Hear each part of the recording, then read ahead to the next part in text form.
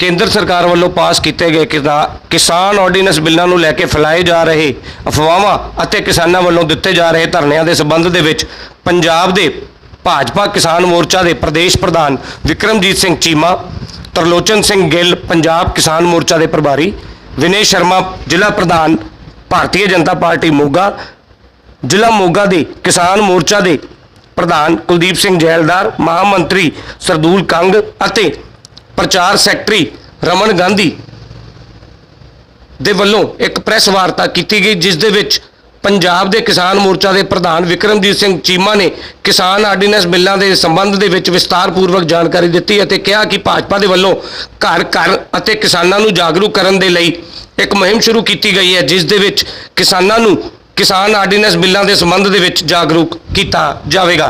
इस दौरान उन्होंने PNC न्यूज़ चैनल के नाल विशेष तौर पर गलबात की और दस्या कि जोड़े किसान ऑर्ਡੀਨੈਂਸ बिल पास किए गए हैं और पूरी तरह किसानों के हक दे विच हैं। PNC न्यूज़ तो कैमरामैन बबलू के नाल bureau report. Bharatiya Janata party के वलों जिस तरह की पिछले 2-3 महीने तो जो कृषि विधेयक बिल पास किया गया उसके संबंध में पंजाब दे विच किसानों के वलों जिथे विरोध जताया जा रहा है उत्थे ही भारतीय जनता पार्टी के वलों वार वार दस्या जा रहा कि जोड़ा किसान बिल है ये पूरी तरह जोड़ा किसानों के हित दे विच जारी किया गया उसके संबंध में भारतीय जनता पार्टी के वलों घर घर जाके और किसानों को जागरूक करने के बारे एक जी मुहिम शुरू की गई है जिस दे विच साडे दरम्यान अज मोगा विखे किसान मोर्चा के भाजपा के पंजाब प्रधान विक्रमजीत सिंह जी चीमा वो साडे नाल जुड़े हुए हैं। उन्होंने नाल पंजाब के प्रभारी तरलोचन सिंह जी गिल और मोगा तो जिला प्रधान विनय शर्मा जी के जिला प्रधान कुलदीप सिंह जी जैलदार ये अज इत्थे प्रैस वार्ता के दौरान विक्रमजीत सिंह जी चीमा सानू दसणगे कि किसान बिल दे विच किस तरह उन्होंने लिए जिहड़ा ऑर्ਡੀਨੈਂਸ जारी किया गया किसानों के लिए वो किस तरह उन्होंने लिए हितकारी है, किस तरह उन्होंने फायदेमंद है, वो बारे असीं अज इन्हां नाल गलबात करांगे।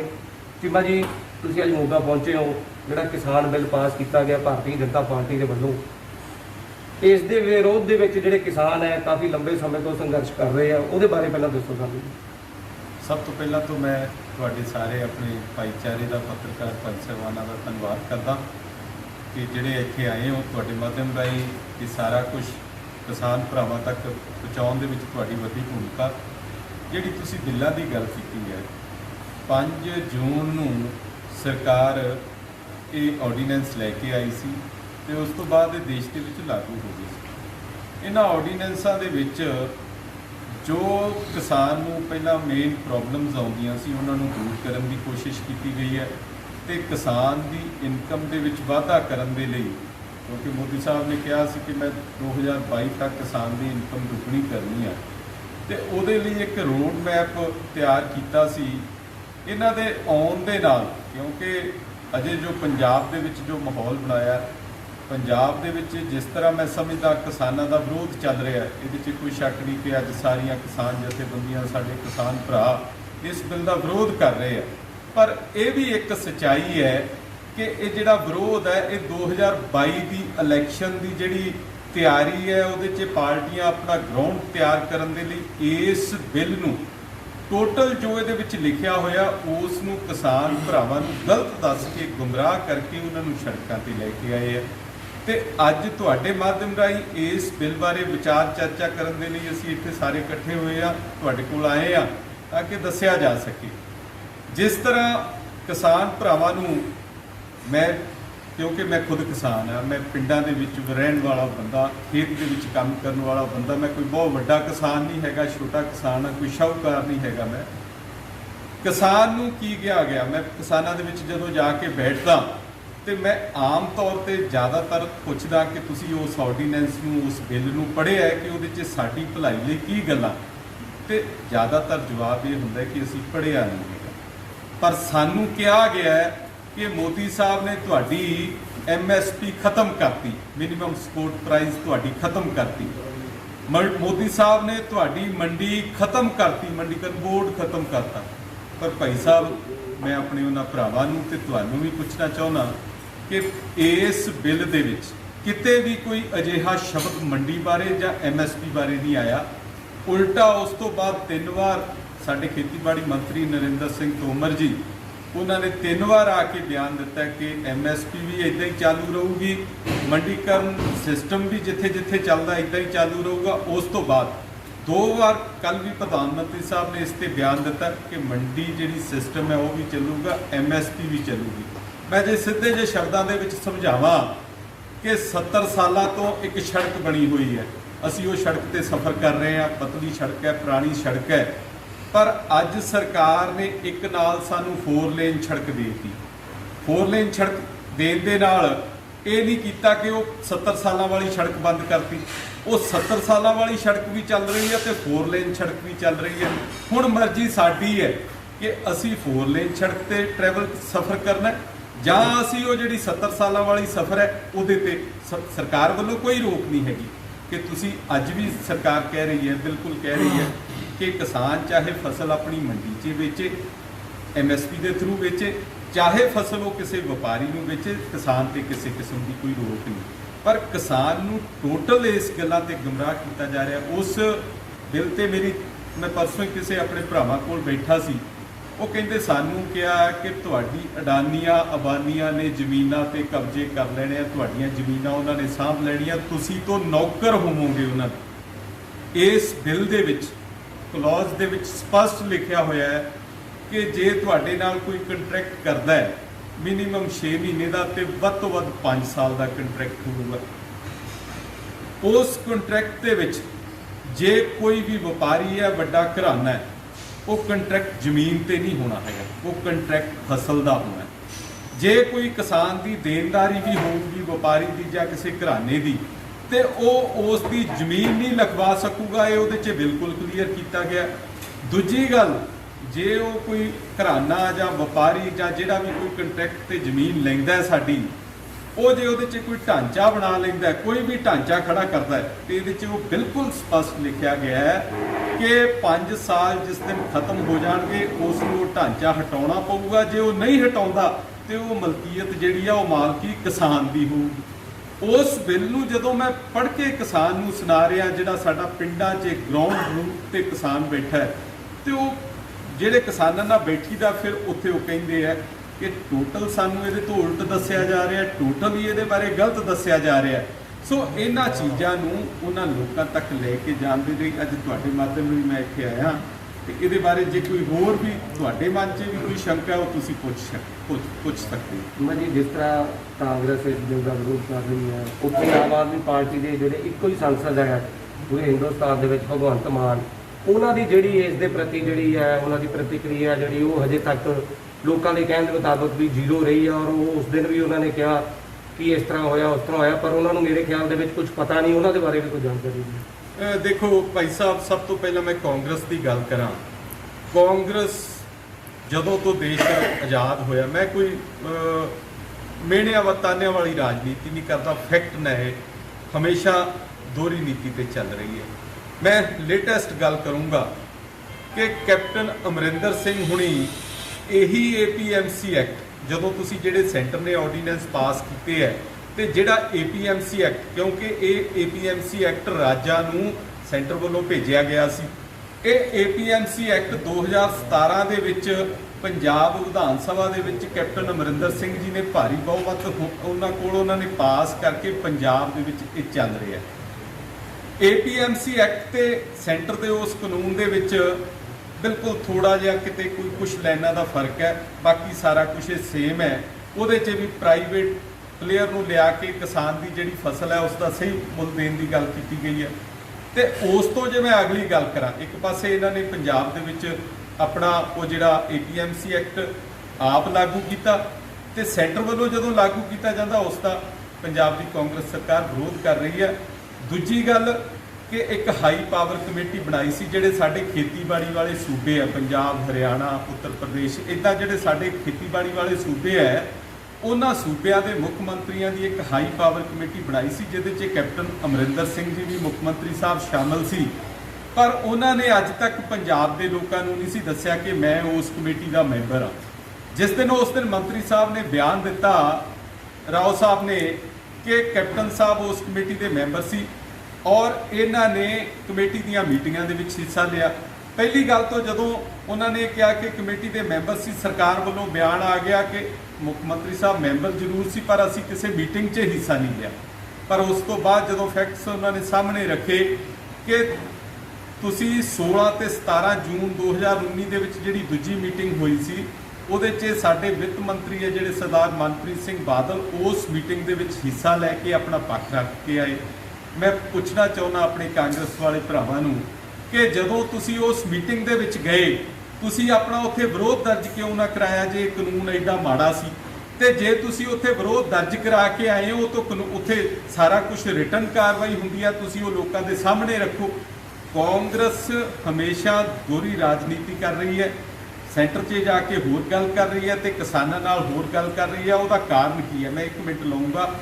ਪੰਜਾਬ ਦੇ ਵਿੱਚ 2017 ਦੇ ਵਿੱਚ ਜਿਹੜੀ ਕੈਪਟਨ ਅਮਰਿੰਦਰ ਸਿੰਘ ਜੀ ਦੀ ਸਰਕਾਰ ਬਣੀ ਸੀ ਉਹਦੇ 'ਚ ਸਭ ਤੋਂ ਵੱਡਾ ਹੱਥ ਸੀ ਜਿਹੜਾ ਗੁਟਕਾ ਸਾਹਿਬ ਤੇ ਹੱਥ ਰੱਖ ਕੇ ਸਹੁੰ ਖਾ ਕੇ ਕਹਿਣਾ ਕਿ ਮੈਂ ਕਿਸਾਨਾਂ ਦਾ ਟੋਟਲ ਕਰਜ਼ਾ ਮਾਫ ਕਰ ਦੂੰ, ਜਿਹੜਾ ਉਦੋਂ 90,000 ਕਰੋੜ ਰੁਪਈਆ ਸੀ। ਅੱਜ ਉਹ ਵੱਧ ਕੇ 1 ਲੱਖ ਕਰੋੜ ਰੁਪਈਏ ਤੋਂ ਟੱਪ ਚੁੱਕਿਆ ਉਹ ਕਰਜ਼ਾ। ਤੇ ਇੱਕ ਉਹ ਕਰਜ਼ਾ ਮਾਫ ਨਾ ਹੋਣ ਕਰਕੇ ਇੱਕ ਤੋਂ ਇਹ ਵੱਡੀ ਮੁਸੀਬਤ ਸੀ ਕਿਉਂਕਿ 2022 ਦੇ ਵਿੱਚ ਫਿਰ ਲੋਕਾਂ ਕੋਲ ਜਾਣਾ ਤੇ ਉਸ ਗੱਲ ਨੂੰ ਡਿਲੀਟ ਕਰਨ ਦੇ ਲਈ, ਲੋਕਾਂ ਦਾ ਧਿਆਨ ਡਾਇਵਰਟ ਕਰਨ ਦੇ ਲਈ ਉਹਨਾਂ ਨੂੰ ਇਸ ਬਿੱਲ ਨੂੰ ਗੁੰਮਰਾਹਕੁਨ ਪ੍ਰਚਾਰ ਕਰਕੇ ਟੋਟਲ ਗੁੰਮਰਾਹਕੁਨ ਪ੍ਰਚਾਰ ਕਰ ਰਹੀ ਹੈ ਕਾਂਗਰਸ ਸਰਕਾਰ। ਸੋ ਇਹਦੇ ਨਾਲ ਪੰਜਾਬ ਦੇ ਜਿਹੜੇ ਕਿਸਾਨ ਹੈ ਉਹਨਾਂ 'ਚ ਭਰਮ ਭੁਲੇਖਾ ਪੈਦਾ ਕੀਤਾ।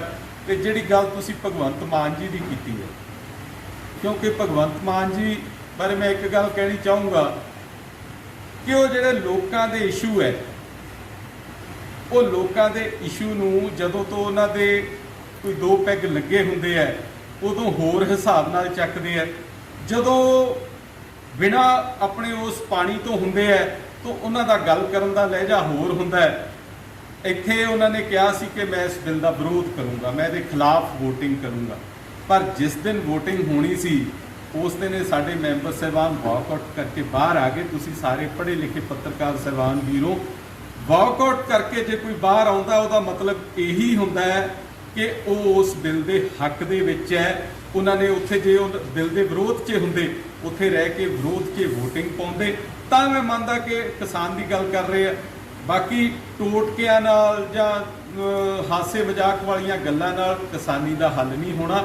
ਕਿਸਾਨੀ ਦੇ ਹੱਲ ਲਈ ਇੱਕ ਰੋਡ ਮੈਪ ਜਿਹੜਾ ਸੈਂਟਰ ਦੀ ਸਰਕਾਰ ਨੇ ਦਿੱਤਾ, ਠੀਕ ਹੈ ਅੱਜ ਸਾਡੇ ਕਿਸਾਨਾਂ ਨੂੰ ਲੱਗ ਰਿਹਾ ਕਿ ਸਾਡੇ ਨਾਲ ਕਿਤੇ ਧੋਖਾ ਨਾ ਹੋ ਜਾਵੇ, ਪਰ ਜੋ ਕਾਨੂੰਨ ਬਣ ਜਾਂਦਾ ਹੈ ਕਾਨੂੰਨ ਦੇ ਵਿੱਚ ਪ੍ਰੋਪਰ ਇੱਕ ਚੀਜ਼ ਕਲੀਅਰਟੀ ਕੀਤੀ ਗਈ ਹੈ। ਔਰ ਮੈਂ ਇੱਥੇ ਤੁਹਾਡੇ ਮਾਧਿਅਮ ਨਾਲ ਇੱਕ ਹੋਰ ਚੀਜ਼ ਦੱਸਣੀ ਚਾਹੁੰਦਾ ਜਿਹੜੀ ਬੜੀ ਅੱਜ ਕੱਲ੍ਹ ਲੋਕਾਂ ਦੇ ਵਿੱਚ ਇਹ ਗੱਲ ਚੱਲ ਰਹੀ ਹੈ ਕਿ ਤੁਹਾਡੇ ਜਿਹੜੇ ਮਸਲੇ ਆ ਕੋਰਟਾਂ ਦੇ ਵਿੱਚੋਂ ਹੀ ਬਾਹਰ ਕੱਢ ਕੇ ਤੁਸੀਂ ਕਿੱਥੇ ਜਾਓਗੇ? ਤੁਹਾਨੂੰ ਕੋਰਟਾਂ 'ਚੋਂ ਹੀ ਬਾਹਰ ਕੱਢਤਾ। ਜੇ ਤੁਹਾਡਾ ਵਪਾਰੀ ਨਾਲ ਰੌਲਾ ਪੈ ਗਿਆ, SDM ਨੂੰ ਵਪਾਰੀ ਖਰੀਦ ਲੈਣਗੇ, DC ਨੂੰ ਵਪਾਰੀ ਖਰੀਦ ਲੈਣਗੇ।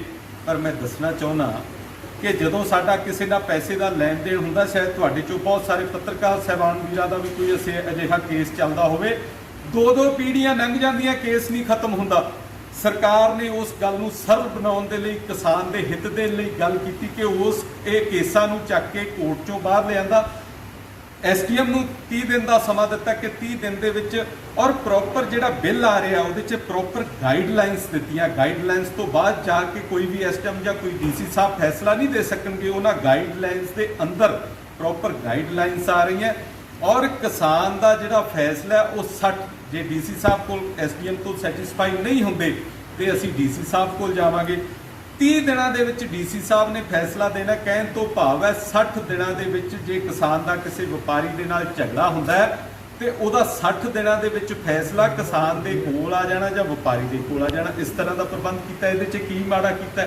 1-2 ਪੁਸਤਾਂ ਸਾਡੀਆਂ ਲੰਘ ਜਾਂਦੀਆਂ ਸੀ, ਕਿਸੇ ਕੇਸ ਦਾ ਫੈਸਲਾ ਨਹੀਂ ਸੀ ਹੁੰਦਾ ਤੇ ਇੱਕ ਪਾਸੇ ਸਰਕਾਰ ਨੇ ਇਹ ਪ੍ਰਬੰਧ ਕਰਤਾ ਕਿ 60 ਦਿਨਾਂ ਦੇ ਵਿੱਚ ਦੁੱਧ ਦਾ ਦੁੱਧ ਤੇ ਪਾਣੀ ਦਾ ਪਾਣੀ ਨਿਤਾਰਾ ਹੋ ਕੇ ਤੁਹਾਡੇ ਸਾਹਮਣੇ ਆ ਜਾਣਾ, ਕਿਸਾਨ ਦੇ ਪੈਸੇ ਉਸ ਨੂੰ ਮਿਲ ਜਾਣੇ। ਇਹਦੇ 'ਚ ਕੋਈ ਐਸੀ ਮਾੜੀ ਗੱਲ ਨਹੀਂ ਹੈਗੀ। ਸੋ ਉਸ ਨੂੰ ਟੋਟਲ ਗੁੰਮਰਾਹ ਕੀਤਾ ਜਾ ਰਿਹਾ ਇਸ ਵਿਸ਼ੇ। ਇਸ ਤੋਂ ਬਾਅਦ ਹੁਣ ਭਾਜਪਾ ਦੀ ਜਿਹੜੀ ਹੈ ਰਣਨੀਤੀ ਕਿਸਾਨਾਂ ਦੇ ਲਈ ਉਹ ਕੀ ਹੋਏਗੀ? ਦੇਖੋ BJP ਦੀ ਰਣਨੀਤੀ ਜਿੱਦਣ ਤੋਂ ਸਰਕਾਰ 'ਚ ਆਈ ਹੈ, ਸੈਂਟਰ ਦੇ ਵਿੱਚ ਮੋਦੀ ਸਾਹਿਬ ਦੀ ਸਰਕਾਰ ਆਈ ਹੈ 6 ਸਾਲ ਸਵਾ 6 ਸਾਲ ਪਹਿਲਾਂ ਤੋਂ, ਪਹਿਲੇ ਦਿਨ ਤੋਂ ਕਿਸਾਨ ਸਾਡੇ ਏਜੰਡੇ 'ਤੇ ਰਿਹਾ। ਕਿਸਾਨ ਦੇ ਲਈ ਜੋ, ਕਿਉਂਕਿ ਜੇ ਤੁਸੀਂ ਫਸਲਾਂ ਦੀਆਂ ਕੀਮਤਾਂ ਦੀ ਗੱਲ ਕਰ ਲਓ, 2014 ਦੇ ਵਿੱਚ 1300 ਕੁਛ ਰੁਪਏ ਸਾਡੀ ਕਣਕ ਦਾ ਰੇਟ ਸੀ, ਤੇ ਅੱਜ ਇਹਨਾਂ 6 ਸਾਲਾਂ ਦੇ ਵਿੱਚ 1900 ਸਮਥਿੰਗ ਤੋਂ ਵੀ ਉੱਤੇ, ਪੌਣੇ 2000 ਦੇ ਕਰੀਬ ਰੇਟ ਹੋ ਚੁੱਕਿਆ। ਕਹਿਣ ਤੋਂ ਭਾਵ ਫਸਲ ਦਾ ਰੇਟ ਜਿਹੜਾ ਹੈ ਉਹ ਇਹਨਾਂ 6 ਸਾਲਾਂ ਦੇ ਵਿੱਚ ਕਦੇ ਨਹੀਂ ਵਧਾਇਆ। ਇਤਿਹਾਸ ਹੈ, ਤੁਸੀਂ ਚੱਕ ਕੇ ਦੇਖ ਲਓ, ਫੈਕਟਸ ਪਏ ਆ ਤੁਹਾਡੇ, ਤੁਸੀਂ ਕੋ ਪੱਤਰਕਾਰ ਸਾਹਿਬਾਨ ਵੀਰਾਂ ਕੋਲ ਸਾਰਾ ਕੁਝ ਹੁੰਦਾ ਹੈ ਕਿ 200 ਰੁਪਈਆ ਕਦੇ ਝੋਨੇ ਦਾ ਰੇਟ ਵਧਿਆ ਹੋਵੇ, ਜਾਂ 100 ਰੁਪਈਆ ਕਣਕ ਦਾ ਵਧਿਆ ਹੋਵੇ, ਜਾਂ ਬਾਕੀ ਫਸਲਾਂ ਦੇ ਜਿੰਨੇ ਰੇਟ ਮੋਦੀ ਸਾਹਿਬ ਨੇ ਵਧਾਏ ਸੀ। ਕਿਸਾਨ ਨੂੰ ਸਹੀ ਖਾਦ ਮਿਲ ਸਕੇ, ਉਸ ਪਾਸੇ ਸਰਕਾਰ ਕੰਮ ਕਰ ਰਹੀ ਹੈ। ਕਿਸਾਨ ਦੇ ਹਰ ਖੇਤ ਤੱਕ ਪਾਣੀ ਪਹੁੰਚ ਸਕੇ, ਕਿਉਂਕਿ ਸਾਡਾ ਪੰਜਾਬ ਤੋਂ ਜਿਹੜਾ ਸਾਧਨ ਸੰਪੰਨ ਸੂਬਾ ਹੈ, ਇੱਥੇ ਹਰ ਖੇਤ 'ਚ ਪਾਣੀ ਹੈ, ਹਰ ਖੇਤ ਦੇ ਵਿੱਚ ਮੋਟਰ ਹੈ ਜਾਂ ਬੋਰ ਲੱਗਿਆ ਹੋਇਆ, ਇੰਜਨ ਨੂੰ ਮਾਰੋ ਜਾਂ ਸਵਿਚ ਦਬਾਓ ਹਰ ਖੇਤ। ਪਰ ਬਾਕੀ ਦੇਸ਼ ਦੇ ਜਿਹੜੇ ਹਾਲਾਤ ਹੈ, ਰਾਜਸਥਾਨ ਚਲੇ ਜਾਓ, ਆਪਣਾ ਗਵਾਂਢੀ ਸੂਬਾ ਹੈ, ਬਿਹਾਰ ਚਲੇ ਜਾਓ, ਜਾਂ ਤੁਸੀਂ ਬਾਕੀ ਸਟੇਟਾਂ 'ਚ ਚਲੇ ਜਾਓ, ਉੱਥੇ ਪਾਣੀ ਦਾ ਪ੍ਰਬੰਧ ਪੂਰਾ ਨਹੀਂ। ਸਰਕਾਰ ਕਿਸਾਨ ਦੇ ਹਰ ਖੇਤ ਤੱਕ ਪਾਣੀ ਪਹੁੰਚਦਾ ਕਰਨ ਦੀ ਉਸ ਸਮੇਂ ਤੋਂ ਵਚਨਬੱਧ ਹੈ। ਉਸ ਤੋਂ ਬਿਨਾਂ ਇੱਕ ਬੜੀ ਵੱਡੀ ਗੱਲ ਜਿਹੜੀ ਮੋਦੀ ਸਾਹਿਬ ਨੇ ਕੀਤੀ, ਜਿਹੜੀ ਗੱਲ ਛੋਟੀ ਜੀ ਹੋ ਲੱਗ ਸਕਦੀ ਹੈ ਸਾਡੇ ਪੰਜਾਬੀਆਂ ਲਈ, ਪਰ ਜਦੋਂ ਆਪਾਂ ਦੇਸ਼ ਦੇ ਕਿਸਾਨ ਦੀ ਗੱਲ ਕਰਾਂਗੇ ਤਾਂ ਉਹ ਬੜੀ ਵੱਡੀ ਗੱਲ ਵੀ ਹੈ ਕਿ ਇੱਕ ਕਿਸਾਨ ਸਨਮਾਨ ਨਿਧੀ ਯੋਜਨਾ ਸ਼ੁਰੂ ਕੀਤੀ। ਉਹ ਕੋਈ ਫਸਲਾਂ ਦਾ ਕੋਈ ਮੁਆਵਜ਼ਾ ਨਹੀਂ ਦਿੱਤਾ ਗਿਆ ਜਾਂ ਫਸਲਾਂ ਦੇ ਰੇਟਾਂ 'ਚ ਵਾਧਾ ਨਹੀਂ ਦਿੱਤਾ ਗਿਆ, ਕਿ ਸਰਕਾਰ ਦੀ ਇੱਕ ਸੋਚ ਸੀ ਕਿ ਮੇਰੇ ਦੇਸ਼ ਦਾ ਕਿਸਾਨ, ਜਿਹੜਾ ਦੇਸ਼ ਦੇ ਕਿਸਾਨਾਂ ਦਾ ਸਾਡੀ ਜਨਸੰਖਿਆ ਦਾ ਢਿੱਡ ਭਰਦਾ ਹੈ, ਉਸ ਨੂੰ ਸਨਮਾਨ ਦੇਣ ਦੇ ਲਈ, ਸਨਮਾਨ ਤੋਂ 1 ਰੁਪਏ ਦਾ ਵੀ ਬਹੁਤ ਹੁੰਦਾ ਕਿ ਸਨਮਾਨ ਹੈ, ਪਰ ਮੋਦੀ ਸਾਹਿਬ ਨੇ ਹਰ ਕਿਸਾਨ ਨੂੰ 6000 ਰੁਪਇਆ 1 ਸਾਲ ਦਾ ਐਜ ਏ ਸਨਮਾਨ ਵਜੋਂ ਦੇਣਾ ਸ਼ੁਰੂ ਕੀਤਾ। ਕੋਈ ਫਸਲ ਜਾਂ ਕਿਸੇ ਹੋਰ ਚੀਜ਼ ਦਾ ਨਹੀਂ, ਸਿਰਫ ਐਜ ਏ ਸਨਮਾਨ ਵਜੋਂ। ਹੁਣ 6000 ਰੁਪਇਆ ਰਕਮ ਸਾਨੂੰ ਬੜੀ ਛੋਟੀ ਜਿਹੀ ਲੱਗਦੀ ਹੈ, ਪਰ 12.5 ਕਰੋੜ ਕਿਸਾਨ ਪਰਿਵਾਰਾਂ ਨੂੰ ਦੇਸ਼ ਦੇ ਵਿੱਚ ਇਹ ਜਿਹੜੀ ਹੈ ਦਿੱਤੀ ਜਾ ਰਹੀ ਹੈ। ਤੇ ਤੁਸੀਂ ਦੇਖ ਲਓ 75000 ਕਰੋੜ ਰੁਪਏ ਤੋਂ ਉੱਤੇ ਦੀ ਰਾਸ਼ੀ ਇਹ 1 ਸਾਲ ਦੀ ਬਣ ਜਾਂਦੀ ਹੈ, ਤੇ 2 ਸਾਲਾਂ ਦੇ ਵਿੱਚ, 2 ਸਾਲ ਤੋਂ ਇਹ ਸ਼ੁਰੂ ਹੋਈ ਹੈ, ਹੁਣ ਤੱਕ 7ਵੀਂ ਕਿਸ਼ਤ ਜਿਹੜੀ ਹੈ ਲੋਕਾਂ ਦੇ ਖਾਤਿਆਂ ਦੇ ਵਿੱਚ ਆਉਣੀ ਸ਼ੁਰੂ ਹੋ ਗਈ। ਤਕਰੀਬਨ 1.5 ਕਰੋੜ ਤੋਂ ਉੱਤੇ, 150 ਕਰੋੜ ਰੁਪਏ ਤੋਂ ਉੱਤੇ ਇਹ ਜਿਹੜੀ ਰਕਮ ਹੈ ਕਿਸਾਨ ਸਨਮਾਨ ਨਿਧੀ ਦੇ ਰੂਪ 'ਚ ਕਿਸਾਨਾਂ ਨੂੰ ਦਿੱਤੀ ਗਈ ਹੈ। ਕਿਸਾਨ ਹਿੰਦੁਸਤਾਨ ਦੀ ਸਰਕਾਰ ਦਾ ਮੇਨ ਏਜੰਡਾ ਹੈ। ਕਿਸਾਨ ਨੂੰ ਜੀਵਨ ਪੱਧਰ ਉੱਚਾ ਚੱਕਣ ਲਈ ਅਸੀਂ ਜੋ ਵੀ ਕੋਈ ਕੰਮ ਕਰਨਾ ਚਾਹੂਗਾ ਉਹ ਅਸੀਂ ਕੰਮ ਕਰਾਂਗੇ ਜੋ ਕਿਸਾਨਾਂ ਲਈ ਜ਼ਰੂਰੀ ਹੈ। ਸਵਾਮੀਨਾਥਨ ਕਮਿਸ਼ਨ ਦੀ ਜਿਹੜੀ ਰਿਪੋਰਟ ਆ ਉਹ ਕਦੋਂ ਲਾਗੂ ਹੋਊਗੀ, ਜਾਂ ਉਹਦਾ ਤੁਸੀਂ ਉਹਦੇ ਲਈ ਕੀ ਕਰਦੇ ਹੋ? ਦੇਖੋ, ਜਿਹੜੇ ਮੈਂ ਪਿਛਲੀ ਗੱਲ ਕੀਤੀ ਕਿ ਜਿਹੜੀ ਸਵਾਮੀਨਾਥਨ ਜੀ ਦੀ ਰਿਪੋਰਟ ਹੈ, ਉਹ ਕੋਈ ਇਕੱਲੇ ਫਸਲਾਂ ਦੇ ਰੇਟ 'ਚ ਵਾਧੇ ਦੀ ਗੱਲ ਨਹੀਂ ਹੈਗੀ, ਪੂਰੀ ਵੱਡੀ ਰਿਪੋਰਟ ਹੈ। ਉਹਦੇ 'ਚ ਕਿਸਾਨ ਦੇ ਸੁਲੋਚਨ ਜੀ, ਤੁਸੀਂ ਕਿਸਾਨ ਮੋਰਚਾ ਦੇ ਪੰਜਾਬ ਪ੍ਰਭਾਰੀ ਹੋ, ਔਰ ਜੋ ਆ 3 ਆਰਡੀਨੈਂਸ ਜਾਰੀ ਕੀਤੇ ਗਏ ਹੈ, ਇਹਦਾ ਪੰਜਾਬ ਦੇ ਵਿੱਚ ਜਿਹੜਾ ਕਿਸਾਨਾਂ ਵੱਲੋਂ ਵਿਰੋਧ ਕੀਤਾ ਜਾ ਰਿਹਾ, ਉਹਦੇ ਵੱਲੋਂ ਤੁਹਾਡੇ ਵੱਲੋਂ ਕੀ ਕਹਿਣਾ ਚਾਹੁੰਦੇ ਹੋ ਤੁਸੀਂ? ਪ੍ਰਧਾਨ ਮੰਤਰੀ ਸ਼੍ਰੀ ਨਰਿੰਦਰ ਮੋਦੀ ਜੀ ਤੇ ਨਰਿੰਦਰ ਤੋਮਰ ਜੀ, ਖੇਤੀਬਾੜੀ ਮੰਤਰੀ ਦੀ ਬਹੁਤ ਉੱਚੀ ਸੋਚ ਦੇ ਨਾਲ ਇਹ ਜਿਹੜੇ 3 ਆਰਡੀਨੈਂਸ ਤਿਆਰ ਹੋਏ ਆ। 3 ਆਰਡੀਨੈਂਸਾਂ ਨਾਲ ਅਸੀਂ ਸਮਝਦੇ ਹਾਂ ਕਿ ਕਿਸਾਨ ਦੀ ਆਮਦਨ ਜਿਹੜੀ ਉਹ ਵਧੂਗੀ, ਔਰ ਕਿਸਾਨ ਖੁਸ਼ਹਾਲ ਹੋਊਗਾ, ਔਰ ਜਿਹੜਾ ਝੋਨੇ ਤੇ ਕਣਕ ਦੇ ਵਿੱਚ ਹੁਣ ਤੱਕ 70 ਸਾਲ ਤੋਂ ਰੁਲ ਰਿਹਾ, ਉਹਦੇ ਵਿੱਚੋਂ ਨਿਕਲ ਕੇ ਆਪਣੇ ਆਪ ਨੂੰ ਡਿਵੈਲਪ ਕਰੂਗਾ ਔਰ ਪੰਜਾਬ ਨੂੰ ਅੱਗੇ ਲੈ ਕੇ ਜਾਊਗਾ। ਮੈਂ ਦੱਸਣਾ ਚਾਹੁੰਦਾ ਕਿ ਮੈਂ ਵੀ ਖੇਤੀਬਾੜੀ ਕਰਦਾ, ਖੇਤੀ ਨਾਲ ਸੰਬੰਧਿਤ ਹਾਂ। ਜੇ ਮੰਨ ਲਓ ਇੱਕ ਪਿੰਡ ਦੇ ਵਿੱਚ 100 ਏਕੜ ਜ਼ਮੀਨ ਆ, ਤੇ ਅਸੀਂ 100 ਏਕੜ ਦੇ ਵਿੱਚ ਹੀ ਹੁਣ ਜਿਵੇਂ ਮੌਜੂਦਾ 100 ਦਾ 100 ਹੀ ਝੋਨਾ ਲਾਇਆ ਵਾ, ਵੱਢਿਆ ਜਾਣਾ, ਵੱਢ ਕੇ ਲਿਆ ਕੇ ਅਸੀਂ ਇਹ ਗੱਲ ਕਹਿਣੀ ਮੰਡੀ ਸੱਟ ਕੇ ਆਉਣਾ, ਮੰਡੀ ਸੱਟ ਦੇਣਾ, ਔਰ ਜੋ MSP ਆ ਉਹਦੇ ਤੇ ਵਿਕ ਜਾਣਾ। ਸਰਕਾਰ ਨੇ ਦਾਮੀ ਦੇਣੀ ਆੜਤੀਏ ਨੂੰ, ਮਾਰਕੀਟ ਕਮੇਟੀ ਫੀਸ ਦੇਣੀ ਆੜਤੀਏ ਨੂੰ, ਛਣਾਈ ਲੈਣੀ 16 ਰੁਪਏ ਕੁਆਂਟਲ ਆੜਤੀਏ ਨੇ ਸਾਡੇ ਕੋਲ, ਔਰ ਅਸੀਂ ਝੋਨਾ ਵੇਚ ਕੇ ਚਲੇ ਜਾਣਾ, ਚਾਹੇ ਵੱਧ ਨਿਕਲਿਆ ਚਾਹੇ ਘੱਟ ਨਿਕਲਿਆ। ਪਰ ਮੈਂ ਇੱਕ ਗੱਲ ਕਹਿਣੀ ਚਾਹੁੰਦਾ ਕਿ ਜਿਹੜਾ 100 ਏਕੜ ਜ਼ਮੀਨ ਆ ਸਾਡੇ ਪਿੰਡ ਦੀ, ਜਿਹ 'ਚ ਝੋਨਾ ਲੱਗਾ ਸਾਰੀ ਦੇ ਵਿੱਚ, ਜੇ ਉੱਥੇ ਵਪਾਰੀ ਆਉਣਗੇ ਸਾਡੇ ਨਾਲ ਸਮਝੌਤਾ ਕਰਨਗੇ, ਫਾਰਮਿੰਗ ਉਹ ਕਰਾਉਣਗੇ, ਤੇ 100 ਦੇ 100 ਏਕੜ ਦੇ ਵਿੱਚ 100 ਤਰ੍ਹਾਂ ਦੀ ਫਸਲ ਬੀਜੀ ਜਾਊਗੀ। ਜੇ 100 ਤਰ੍ਹਾਂ ਦੀ ਫਸਲ ਬੀਜੀ ਜਾਊਗੀ ਤਾਂ ਉਹਦਾ ਸਾਨੂੰ ਮੁੱਲ ਮਿਲੂਗਾ, ਪੂਰਾ ਮੁੱਲ ਮਿਲੂਗਾ। ਜਿਹੜੀ ਚੀਜ਼ ਅਸੀਂ 20 ਰੁਪਏ ਦੀ ਵੇਚਦੇ ਹਾਂ, ਸਾਡੀ ਉਹ 40 ਰੁਪਏ ਦੀ ਵਿਕੂਗੀ, ਮੈਂ ਦਾਅਵੇ ਨਾਲ ਕਹਿ ਸਕਦਾ। ਅਸੀਂ ਇਸ ਚੀਜ਼ ਨੂੰ ਨਹੀਂ ਸੋਚਦੇ। ਜੇ ਵਪਾਰੀ ਆਉਣਗੇ, ਵਪਾਰੀ ਸਾਡਾ ਕੋਈ ਚੱਕ ਕੇ ਨਹੀਂ ਲੈ ਜਾਣਗੇ। MSP ਹੈ, MSP ਰਹੂਗੀ ਔਰ ਅੱਗੇ ਵੀ ਲਾਗੂ ਰਹੂਗੀ। ਜੇ ਕਿਸੇ ਭਰਾ ਨੇ ਆਪਦੀ ਫਸਲ ਮੰਡੀ ਦੇ ਵਿੱਚ ਜਾ ਕੇ ਵੇਚਣੀ ਹੈ, MSP ਦੇ ਤਹਿਤ ਵੇਚਣੀ ਆ, ਵੇਚ ਸਕਦਾ। ਉਹ ਯਾਦ ਆ, ਕਿਸੇ ਦੀ ਕੋਈ ਪਾਬੰਦੀ ਨਹੀਂ ਗੀ ਵੀ ਉਹ ਕੰਡਕਟ ਕਰੇ, ਕੰਡਕਟ ਫਾਰਮਿੰਗ ਕਰਕੇ ਉਹਨਾਂ ਵਪਾਰੀਆਂ ਦੇ ਨਾਲ ਕਰਕੇ ਆਪਦੀ ਫਸਲ ਵੇਚੇ। ਬਿਲਕੁਲ ਕਿਸੇ ਦੇ ਬੰਦਿਸ਼ ਨਹੀਂ, ਚਾਹੇ ਉਹ ਮੰਡੀ ਵੇਚੇ, ਚਾਹੇ ਆਪਣੀ ਫਸਲ ਮੰਡੀੋਂ ਬਾਹਰ ਵੇਚੇ। ਪਰ ਮੈਂ ਇੱਕ ਗੱਲ ਕਹਿਣੀ ਚਾਹੁੰਦਾ ਕਿ ਸਾਡੇ ਪੰਜਾਬ ਦੀ, ਸਾਡੇ ਹਿੰਦੁਸਤਾਨ ਦੀ ਜਿਹੜੀ ਫਸਲ ਆ, ਉਹਦਾ ਮੁੱਲ ਜਿਹੜਾ ਬਾਹਰ ਜਦੋਂ ਐਕਸਪੋਰਟ ਕਰਦੇ ਆ ਉੱਥੇ ਸਾਨੂੰ ਨਹੀਂ ਮਿਲਦਾ। ਕਿਉਂਕਿ ਜੇ ਅਸੀਂ ਕਿਸੇ ਸਬਜ਼ੀ ਵਾਲੀ ਦੁਕਾਨ ਤੋਂ ਸਿਓ ਲੈਣ ਜਾਂਦੇ ਆ, ਇੱਕ ਸਿਓ ਦਾ ਰੇਟ 100 ਰੁਪਏ ਆ, ਇੱਕ ਦਾ 150 ਆ, ਇੱਕ ਦਾ 200 ਆ। ਕਿਉਂਕਿ ਉਹਦੀ ਵੈਰਾਈਟੀ ਆ ਵਧੀਆ, ਇੱਕ ਦਾਗੀ ਆ, ਇੱਕ ਗਲਿਆ ਵਾ, ਉਹਨਾਂ ਤਿੰਨਾਂ ਦਾ ਅੱਡੋ ਅੱਡੀ ਰੇਟ ਆ। ਪਰ ਮੈਂ ਇਹਨੂੰ ਬੜੇ ਦੁੱਖ ਨਾਲ ਕਹਿਣਾ ਪੈਂਦਾ ਕਿ ਸਾਡੇ ਜਦੋਂ ਅਸੀਂ ਝੋਨਾ ਲਿਆਉਂਦੇ, ਕਣਕ ਲਿਆਉਂਦੇ ਆ, MSP ਦਾ ਰੇਟ ਵੱਜਿਆ ਤੇ ਇੱਕੋ ਰੇਟ ਦੇ ਉੱਤੇ ਚਾਹੇ ਕੋਈ ਗੰਦੀ ਹੈ, ਚਾਹੇ ਮੰਦੀ ਹੈ, ਚਾਹੇ ਸਵਾਹ, ਚਾਹੇ ਖੇਤ, ਸਾਰੀ ਇਕੱਠੀ ਵਿਕਦੀ ਆ। ਇਹਦੇ ਵਿੱਚ ਵੀ ਸਾਨੂੰ ਬਹੁਤ ਵੱਡਾ ਲਾਸ ਹੁੰਦਾ। ਜਦੋਂ ਮਾਰਕੀਟ ਕੰਡਕਟ ਫਾਰਮਿੰਗ ਆ ਜੂਗੀ, ਉਹਦੇ ਵਿੱਚ ਕੁਆਲਿਟੀ ਹੋਊਗੀ। ਅੱਜ ਅਸੀਂ ਮੱਧ ਪ੍ਰਦੇਸ਼ ਤੋਂ ਲੈ ਕੇ 40 ਰੁਪਏ ਕਿਲੋ ਕਣਕ ਖਾਂਦੇ ਆ। ਕਿਉਂ ਖਾਂਦੇ ਆ? ਕਿਉਂਕਿ ਉਹਦੀ ਕੁਆਲਿਟੀ ਆ। ਤੇ ਜੇ ਉਹੀ ਕੁਆਲਿਟੀ ਸਾਡੇ ਪੰਜਾਬ ਦੇ ਵਿੱਚ ਹੋਊਗੀ ਤੇ ਸਾਡੀ ਕਣਕ 40 ਰੁਪਏ ਕਿਉਂ ਨਹੀਂ ਵਿਕੂਗੀ? ਸਾਡੀ ਕਣਕ ਵੀ 40 ਰੁਪਏ ਵਿਕੂਗੀ। ਮੈਂ ਕਿਸਾਨ ਵੀਰਾਂ ਨੂੰ ਕਹਿਣਾ ਚਾਹੁੰਦਾ ਕਿ ਇਹ ਜਿਹੜੇ ਤਿੰਨੇ ਬਿੱਲ ਆਏ ਨੇ ਸਾਡੇ ਲਈ ਬਹੁਤ ਵਧੀਆ ਨੇ। ਇਹਨਾਂ ਜਿਹੜੇ ਪੋਲੀਟੀਕਲ ਪਾਰਟੀਆਂ ਨੇ, ਇਹਨਾਂ ਦੇ ਵਿਖਲਾਵੇ ਦੇ ਵਿੱਚ ਨਾ ਆਓ। ਇਹ ਵੋਟਾਂ ਦੀ ਸਿਆਸਤ ਕਰਦੇ ਆ। ਅਸੀਂ ਭਾਰਤੀ ਜਨਤਾ ਪਾਰਟੀ ਵਾਲੇ ਵੋਟਾਂ ਦੀ ਸਿਆਸਤ ਨਹੀਂ ਕਰਦੇ। ਸਾਨੂੰ ਕਿਸੇ ਵੋਟ ਦੇ ਨਾਲ ਕੋਈ ਮਤਲਬ ਨਹੀਂਗਾ ਕਿ ਆਉਣ ਵਾਲੇ 2022 ਦੇ ਵਿੱਚ ਕੀ ਹੋਊਗਾ, ਸਾਨੂੰ ਕੋਈ ਮਤਲਬ ਨਹੀਂਗਾ। ਨਰਿੰਦਰ ਮੋਦੀ ਨੂੰ ਕੋਈ ਮਤਲਬ ਆ ਕਿ ਹਿੰਦੁਸਤਾਨ ਦੇ ਕਿਸਾਨਾਂ ਦੀ, ਪੰਜਾਬ ਦੇ ਕਿਸਾਨਾਂ ਦੀ ਆਮਦਨ ਦੁੱਗਣੀ ਹੋਵੇ ਔਰ ਕਿਸਾਨ ਖੁਸ਼ਹਾਲ ਹੋਵੇ ਔਰ ਆਪਣੇ ਬੱਚਿਆਂ ਦਾ ਵਧੀਆ ਪਾਲਣ ਪੋਸ਼ਣ ਕਰ ਸਕੇ ਔਰ ਸਾਡੇ ਬੱਚੇ ਜਿਹੜੇ ਪੰਜਾਬ ਨੂੰ ਛੱਡ ਕੇ ਬਾਹਰਲੇ ਮੁਲਕਾਂ ਨੂੰ ਜਾਂਦੇ ਉਹ ਨਾ ਜਾਣ ਔਰ ਇੱਥੇ ਹੀ ਆਪਦਾ ਕੰਮ ਕਰਕੇ ਆਪਦੇ ਪਰਿਵਾਰ ਨੂੰ ਪਾਲਣ।